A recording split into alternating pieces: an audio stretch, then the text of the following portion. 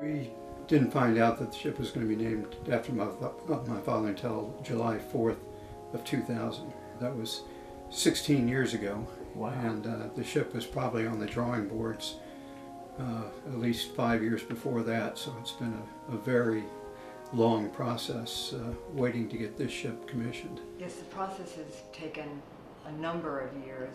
It seems like a blink of an eye, and I can't believe we have watched this thing grow from being able to touch the first piece of steel to the keel laying. I was first invited to the laying of the keel, which I think was probably 3 years ago. Okay. And I've been to the christening. The christening where my sister and I were able to break the champagne bottle across the bow of my dad's ship. And I'm looking forward to being at the commissioning in Baltimore. Now, actually, the Navy officially owning the USS Zumwalt. It's a proud moment in my life and certainly in our family's life. It's almost surreal. It's really difficult to believe after all these years that it's actually going to be sailing on the Atlantic and then on its way over to the Pacific. It takes a lot to get me excited, and I'm excited. I think the most exciting moment for me was we were invited to go on the ship's first sea trials on December 7th of 2015. As we pulled away from the pier at Bath Iron Works, they said Zumwalt underway. And I had waited, as I said, 16 years to hear those words. So it was just a tremendous opportunity to see this massive ship in operation. So I've seen it in so many different stages to something that is now just this incredible stealthy machine. With the stealth technology, I guess you heard the name of the first commanding officer.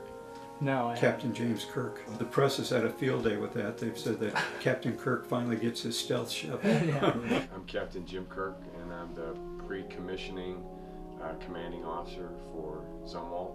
Well, the benefits of the ship are numerous. The two basic things that drove the design of this ship was one, survivability, two, reduced manpower. First of all, you have a ship that's roughly the size of a small World War II battleship that normally would have probably 800 or 900 sailors operating it. This ship will only have 147 because everything is fully automated. So, for example, on the bridge, where normally you might have 6 or 8 folks operating the bridge to drive the ship, on this ship it's 3, and that's enabled by the amount of automation that's on the ship. It is a large destroyer that's a multi-mission platform. So that what that means is it's able to do different warfare areas simultaneously out there in the fleet when it's operating.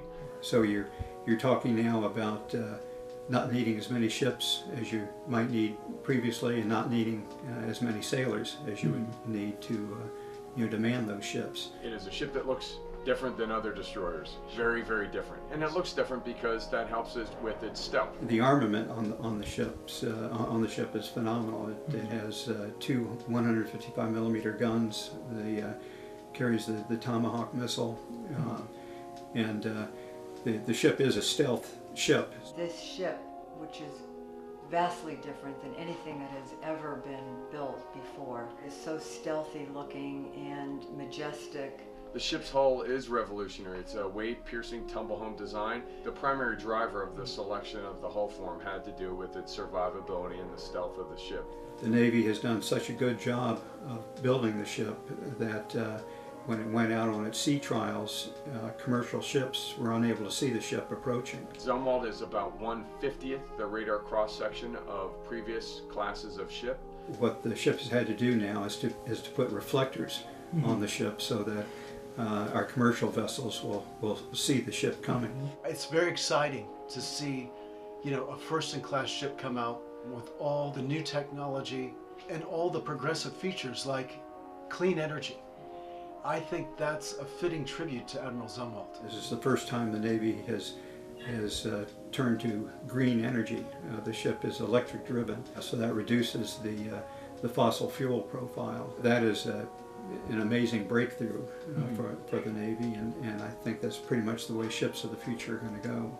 You could get more range out of a gallon of gas on this ship based on its tonnage than on previous classes of ships. We've made a ship that's very survivable so that it can get into a fight, not get hit. If it does get hit, it can recover from that. On just one of the gas turbines on that ship, the ship can power all of its electrical loads, whether it's combat systems or just making the oven hot, and propel the ship through the water at 20 knots. So it's an amazing integrated power system that's part of this ship. One of the things I've tried to do is, as I've met members of the crew, is to share with them that I knew Admiral Zumwalt, and to explain to them what he was like as a person, how he impacted my life. Admiral Zumwalt's legacy, I think, is one that needs to continue to be reflected upon and highlighted, because it speaks about the better angels of our society and our Navy. When he talked about his service after World War II and how he thought about things, he talked about 3 principles, and that was, compassion for others, his service to country, and then peace through strength. The motto of the ship is Pax Propter Vim, so peace through power. I want everybody who's a member of that crew to understand the man that it's named after.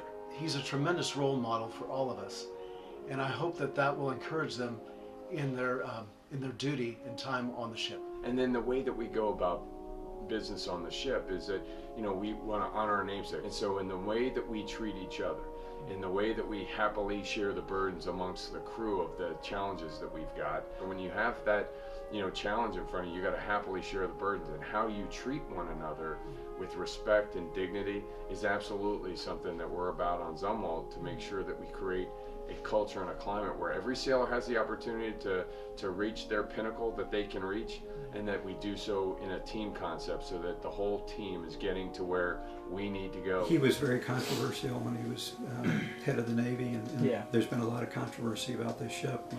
Originally, there were supposed to be 32 ships in the class, and then they were thinking of not having any. Now they funded the first 3, but I think once these 3 get out and show their worth, that we will build other ships. Ask yourself, where would we be if we didn't have women and minorities serving in the armed forces today? Minorities make up 30% of the military. Which branch of service would like to be 30% lighter? So I think it's important for the crew to understand that we can get out there and defend America because we have the people to do it, and the reason that we have the people to do it is because we had a pioneer like Admiral Zumwalt to make it happen.